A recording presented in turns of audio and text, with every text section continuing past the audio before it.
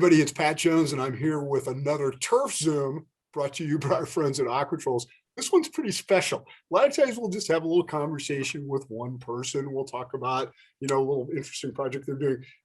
This time we've gone crazy, and I'll tell you a little bit more about that in a second. But first, I want to tell you what the premise is here. I learned, and this happened more than 3 decades ago, an important lesson from a fellow named Don Hearn. And a lot of you know Don from his work with the New England GCSA. He's also president of the GCSA way back when. In fact, in 1987, when I started with the GCSA, and I went out to visit him, and we were having a nice dinner, but he was just giving me an endless amount of grief. He was giving me this hard time. He was just beating the daylights out of me. And I asked him, and finally at the end of the day, I'm like, Don, why are you being so hard at me? He's like, because I like you. And I learned that lesson. That giving somebody grief in this business is a sign that they like you. And with me now are 2 people who are perfect examples of that, Tim Strano and Doug Larsen. Doug, say hi. I'm the good looking one. and also with us is our friend, Tom Valentine from Aquatrols. Tom, how are you today? I am well and excited to be on this call. Yeah, this is going to be an interesting one. Right. We want to talk to you too because you guys have seen seen a lot of changes over the last 25 or 30 years in the industry, but you also have not changed one thing, and that's your friendship. First, Doug, just give me the 30-second version of your background and how you ended up at the Shore Club. Well, funny enough, I grew up playing golf here. My father was a member here for a number of years. After I got thrown out of 2 colleges, I decided to go to turf school because I had no other options. So I went to UMass, where I met Tim. We graduated in 1990, became the golf course superintendent of Riverton Country Club in 93. Went to Manufacturers Country Club in 98, was there till 02. Took a sales position for 10 years in the industry. And then I've been here for almost 9 now. So I was out of the business, this side of the business, for 10 years, and now I'm back. So, Tim, how did you get to this crazy business? What was your background? Let's see. I was actually going to University of Pittsburgh for an economics degree in wrestling, and took a job on the golf course for the summertime of 1985. Figured I'd get paid and get tan. Worked out well, and 36 years later, here I am. It's been quite the journey. Worked for a few years till I went to UMass. Met Doug in the back row of the botany class. The back row lurkers. Get to know each other pretty well there, and stayed in contact for the last 27 or 28 years. We also forgot a man who literally needs no introduction, Tom Valentine. Tom, how did you get in this business? Yeah, I don't know about that. So, I grew up in this business. So I actually went into another industry for a while, and right. And end up, really missing not only the great outdoors, but what we're talking about today, which is the relationships of this industry. And I found myself in a cubicle in an office in a totally other industry thinking, what was I thinking? And, I learned some sales skills there and end up transferring back into the industry and never look back. And that was 25 years ago, whatever. But yeah, honestly, it's a people industry, and that's why I'm in it, So Doug, I've known for a pretty long time through a lot of his trajectory and what he talked about from superintendent world and sales, and then back in superintendent world. And I know Doug Larsen. Tim, I didn't know at all until 2 years ago. But the funny part of that is, and again, I do think Doug Larsen's the funniest person on Twitter. So that he holds the award there. But I'm going in to see Tim Strano with a distributor. And before you walk in the door, the distributor turns to me and says, hey, don't say a lot. This guy's, he's very serious. Don't joke around. Let's get right down to it. And I'm like, and I didn't know Tim. So I'm like, all right, I'll just shut up and, follow this guy's lead. So we're, 6 minutes into the conversation, and Tim says something that makes me think, I think he knows Doug Larsen. And so I just kind of blurt out Doug Larsen, his name, and the whole complexion of the meeting changed, in my opinion. I was nervous going into his office, so I was just trying to be relaxed. And as soon as I said Doug Larsen, it just, all the, it deflated any of the tension in the room, and we took a whole rabbit trail in another conversation. Yeah. We came out, the distributor's like, who's this Doug Larsen guy? But it was funny. And to me, it just showed we're all stressed in whatever part of this industry we're in, whether we're sales or turf managers. But man, relationships can bring it all back to down to earth. And it just kind of was like a leveling thing. And it showed you how important that is to remind us that, yeah, we're trying to manage turf, but it's the people that we work with that, yeah, I know it sounds corny, but it's true. About relationship in the industry. Doug got his first job at Riverton 93. I followed 1994 or 5 at the Alpine Country Club. I walked into a situation where I was up against it. I had some bad anthracnose. It was early in March. I had no resources on property and I was screwed. But Doug and I were talking on a regular basis. I mentioned this to him, who talks to a friend of his down in the Philly area, Tom Grimmick, who calls a friend of his up in my area, Peter Lund, who reaches out as I can help you. So there was a relationship that went back 30 or 40 years to help, me out through Doug. So there's, a couple generations of superintendents in there that are willing to help each other out. So Doug, I mean, how have you leaned on this guy over the years to find solutions, or at least just to cry on his gigantic shoulder? Well, I'm more of an educator for Tim. I really don't come to him for any answers. I go elsewhere. Now we talk quite a bit, and we keep in touch, and we're dealing with a lot of same issues. I'm in New Jersey, he's in Boston, but we're both in the Northeast, so we talk quite a bit and rely on each other a little bit. And I think I'm Tim's only friend that he has left, so Right. I don't really have a choice. Yeah, I mean, if it weren't for Doug, where I am today, I'd probably be hanging drywall or something someplace. It was Doug that talked me into going with some Aquatrols and trying some wetting agents, because I've always been reluctant. And Doug, being the all-knowing that he is, knew who to turn me to. Wait, why were you reluctant? Just never really used them, never really had a need for them. And as resources got tighter, I was just, okay, maybe I should start using these, since a lot of people are. The whole idea was get the guys off the hose and keep your greens a little more even. Correct. Fairway turf. I walked into a place with some, this was drying out, hold any moisture, things of that. And you start looking for new products or different ideas to go about it differently. Yep. Doug's very progressive. Southern Jersey's always, they're always on top of it down there. So started talking to him. And I'm not used to you saying anything nice, Tim. This is weird. Yeah, isn't this strange? So when you guys do get a chance to go to the Jersey Show or GIS and you're hanging out, what are you talking about? You're talking about the old days, talking about college? What are you catching up about? Not so much. My oldest son had accompanied me on a couple of GISs just to get out of town, and he's in the service now. But and we always went out to dinner with Tim, and he always kind of looked forward to that. And Tim would peel off some of the old stories I'd rather my oldest son not knowing about. But yeah, it's some of that. I mean, it's just it's he's one of those guys, it's like I saw him last week. You know what I mean? Doesn't feel uncomfortable. We've always kind of. It's just like I saw him last, a couple of days ago. It's not a big deal, even though it'll be a year or two between, sitting down and having dinner. Yeah, we'll pick up right where we left off. Usually it's just like one of those things, just a natural relationship where, at 33 years, So, kind of like I'm to see it next week or, a year from now, it's still the same. So what's the thing you got away with when you were in turf school together that you probably, the statute of limitations is maybe run? Oh yeah, this is being recorded, right? Yeah.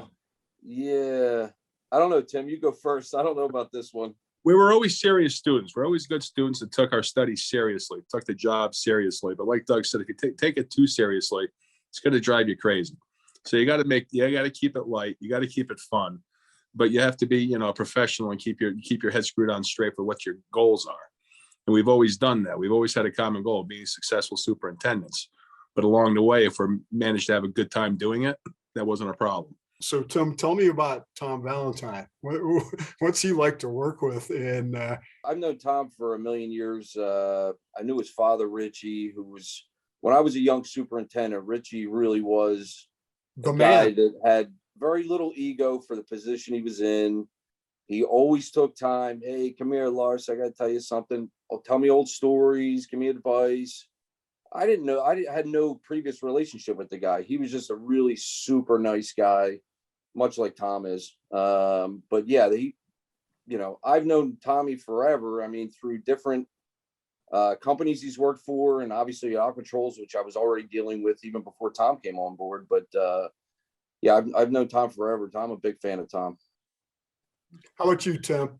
Well, I was getting into the wedding agent thing. I wanted to inject stuff through my system. So I bought an Aquatrols pump. Yep. And a piece of it broke. So I'm ready to take this salesman and give him a good piece of my mind. And I was talking to Doug about this because we'll bounce problems off of each other. And he goes, "I'll call you. It's Tom Valentine, guys. He's a nice guy." I'm like, no, I can't give this guy a hard time. If Doug likes him, he's got to be all right. Because like Doug likes about 3 people, me being one of them. Yeah, there's not a bunch. So Tom got rid of the high heat with that term from Doug, but and just started talking to him since. And we, when you have common ground, it makes things go a lot smoother. It seems like. You're welcome, Tom. Thanks. I know you. Next time in Atlantic City, we'll have a big dinner to celebrate. Sounds good. Yeah. If you got you out of that one, so you should stop by and thank. Absolutely. Why does it matter to have relationships with guys like Tom and companies like Aquatrols? Because they've been around for 70 freaking years. They're the only thing here that's older than us. Well, it's the relationships in this business. I mean, we all know this business is a little unique as far as the relationships you form, especially as long as all of us have been around. It's just a great business. I love it. That's why I got back into it. I really missed the agronomic side of it to begin with. And Aquatrols, being a Jersey guy, that's a local company for us. I mean, that's a Cherry Hill, New Jersey company. So they've always been a player, no matter where I've been in this area, because I've always been in the Philly, South Jersey area. So, yeah, it's a no-brainer for us. I mean, we've always had a great relationship going all the way back to the AquaGrow days. So, I mean, this is a long time. That's so cool. How about you, Tim? Why does this matter? Yeah, well, talk about people I respect like Doug, and they're going to give me some advice, or we start talking about things and batting around ideas. When it comes from him, I know how seriously he takes his job, and when he puts stock in somebody, they're worthy of it. And that saves me a lot of the vetting process of who I'm going to do business with. So I made Aquatrols an easy choice when I found out how supportive Doug is of them. And like you said, we laugh and joke, we're educators of each other, but that's actually true. Both of very 30 years experience. I've tried stuff he hasn't thought of, and he's done things I haven't thought of, and that's where good ideas come from. Right. If you're sitting around at the National having a couple of cocktails or adult beverages or however you want to put it, stuff comes up. I had this problem. What this was? Oh yeah, did you try this? Right. No, great idea.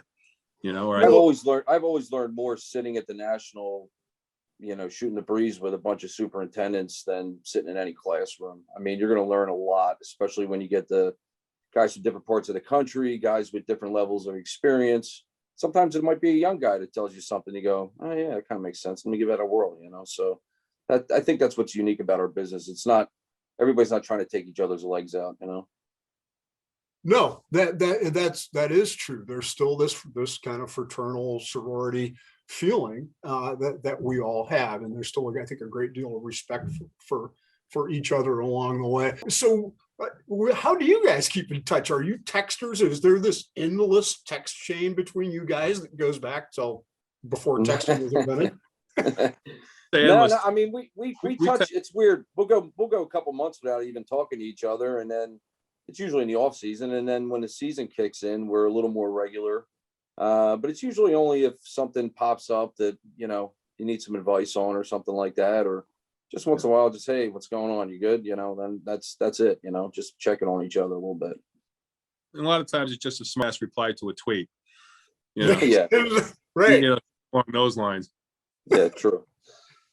I kind of figured that was a lot of it, but no, I hear about this now, and this is, I think, it's interesting your comment about being able to communicate now and how different it was in the old days, where you kind of had to, if you went to the conference, you learned in the hallways, or as another famous superintendent told me, they had their secret chapter meeting. There were 6 or 7 locals that would get together at the diner and have coffee, one Monday a month or whatever, and compare notes, and there was a no salesman rule and all that stuff.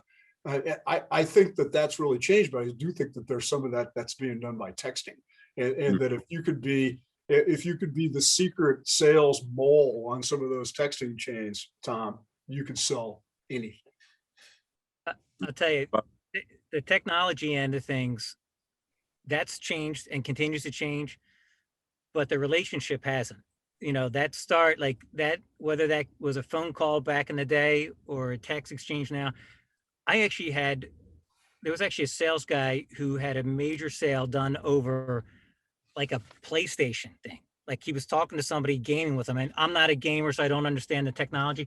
But he told me like he had these sales from this guy. He's like, "Oh yeah, he bought it last night. I was gaming him in some game, and he told me send a pallet of that to me." And I was thinking, man, technology is changing now. It was a relationship, but he did it through a gaming system. So that blows my mind that what's going on there. We learn from each other. Superintendents learn from each other, sitting around these kind of informal sessions. But even when I went to take the job at Aquatrols, there's a ton of data and there's great information and wonderful like university data from Aquatrols. But I basically just looked at the customer list and then I went and visited those guys and said, all right, I see all this university testing, but you tell me. And that's how we learn as salespeople. I believe what these guys say about the product as much, or in some cases more than the latest report we do. I'm just saying relationships a great leveler in our industry. And whether you're learning as a turf manager or a sales guy, I remember when I first started, I saw a guy's name on the list who hated everything I ever brought him. And yet he was one of our biggest customers. And I'm like, I got to talk to this guy. He's hated everything. And I won't say the guy's name, but went and met with him. He told me why he used it. That case, he was using Revolution. And I was like, you know what? If this guy likes it, again, he hated everything. I'm onto something here. And that was one of my decision makers right there. So he was your Mikey from Life Cereal for us old people. That will I couldn't believe it. It was a guy in the Mid-Atlantic area. He hated everything I ever brought him. And he was like one of the biggest customers. And I said, all right, I'm going to call this dude because if he likes it, there's something going on, So final thoughts, guys, as you look forward, in the future of this industry, do you think there'll still be friendships like this? Do you think that we'll evolve out of this kind of thing, or do you think it'll be forever? I mean, I think it'll be forever. I don't know if it'll be to the level it was when I came up through the business, when there was a lot of face-to-face interactions. We're getting into the technology and how that's all changed in the 35 years I've been doing this. State meetings, I was drugged to those as before I was even a turf student, and played golf and met with these old guys that, most of them have been retired for years at this point. But you got to meet a lot of people. And I don't know if people aren't active in some way, whether it's on a state level or the section of state you live in or going to the GIS. I don't know if it'll continue to be exactly like this. And I guess, Tim, I'd ask you, what do you tell young people these days? What are you trying to tell them to kind of encourage them to maintain some of these values that we all grew up with? Going back to relationships, if I encounter a problem and I talk to Doug or I talk to another friend in the business, they've encountered the same problem, I'm more likely to use a product I recommend than any university study ever is going to give me that information. Right. If Doug used it on his greens or Tom used it on his greens or somebody used it and it worked, I'll try it. If I got a university study that says you should try this, I'm like, I'm not so sure about that. Right. That's where that comes in. Like I tell when I do talk to the young guys, find your buddies, find your friends, find your peers, and stay in contact with them because that's going to be your best source of information. No, that's a great point. And to have hopefully relationships with people that aren't just all your age. I'm going to give you kind of the final thought here. Tell me about why these guys are fun to have as customers and friends. Both these guys probably know more than I know about my own product line. They're familiar with it and they have, deep knowledge on managing their courses. And I don't pretend to know everything about how my product's going to react on everyone's course, because how it reacts on Doug's could be different, how it reacts on Tim. But these guys are risk takers. They're willing to try new things as new things come out and stay, relevant, but not relevant for relevant's sake of staying relevant because they always want to get better. Like right. Larsen said something about he jokes around and all that, but he's still an ambitious guy. And I know that about him. Like he's still looking for the next challenge. You don't have to talk to Tim Strano more than a minute to know that he could handle any golf course you threw at him. So, I think what I like about him is these guys have such well-balanced outlooks on things. they're serious when they need to be serious. They know they're like, you know what, when it all's said and done, all that matters in the world is relationships. So that's what I always tell my boys, that, hey, you know, whatever you do in life, remember the most important things are relationship. And I just like that these guys get that. So I relate to them, different personalities, but I like the fact that they, you know, they value probably the most important resource in our industry, which is friendships. You learn a lot, you know, from each other. I learned a lot, you know, what to do from Doug and other peers. But one of the most important things, you learn what not to do. You know, you learn their mistakes, you know, and share mistakes without having to make them. And that goes a long way. You know, like, hey, look, I tried this, it didn't work. Okay, I was thinking about that. I'm not going to. That goes a long way as well. The only reason I did this thing is I thought you said Jeffrey Tubin was going to be on this Zoom call, and I don't see him. I mean, maybe he's lurking. I don't see him though. Ladies and gentlemen, Doug Larsen. Thank you so much. And hopefully this will give everybody a little bit of break, and we'll enjoy a little time thinking about the values that make this profession so great.